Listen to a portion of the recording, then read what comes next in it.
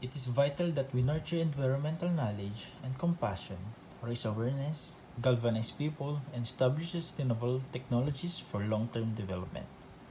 Long-term development is an investment for our world, such that countries are classified based on their level of development according to Mao Zedong's Three Worlds theory. The most developed countries are those in the first world. These countries successfully deal with their crises. This developing power exists in second world countries, and they can manage their development in fair and hopeful manner. Third world countries is the final classification in Three Worlds theory. Third world countries are economically unstable and struggle to meet their sustainable development goals, and most Asian countries are in the third world, and that includes the Philippines. The Philippines is a third world country that is currently dealing with several crises, which must be addressed as soon as possible to avoid another crisis. As a result, among the objectives of the Philippine government should be addressed are sustainable development goals. There are 17 sustainable development goals for the Philippines, and it will be extremely beneficial if some of these goals are properly managed and funded. The Philippines should prioritize the following 5 sustainable developing goals. First is education.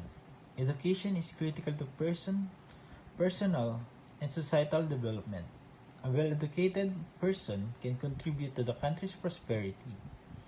According to Program International Student Assessment, the Philippines scored lowest literacy and second to bottom in math and science.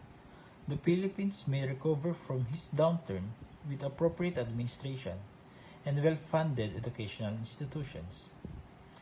Provide the learner with essential resources and lessons, and support teachers by raising their salaries and equipping them with the necessary educational materials. Second is poverty. Poverty affects between 15.5% to 17.5% of the Philippines population in 2021, and it is expected to worsen due to the pandemic. More people lost their employment and were unable to make ends meet on their meager pay. The Philippines should implement more livelihood programs and create more jobs. Third is climate action. Since the Philippines is prone to typhoons, which cause floods, landslides, and other natural catastrophes, it should be obvious that the environment has significant impact on the country's sustainability. Natural disasters have an impact on the community's livelihood, and if nothing is done to protect it, more opportunities and lives will be lost. Fourth is good health and well-being for the Filipino. The Philippines public hospital must be reformed. All citizens should have access to free medical care. Furthermore, because mental health is fundamental human right, mental health care should be available at all. Last one is economy. It's simple. The more progressive the country's economy, the more job opportunities there are.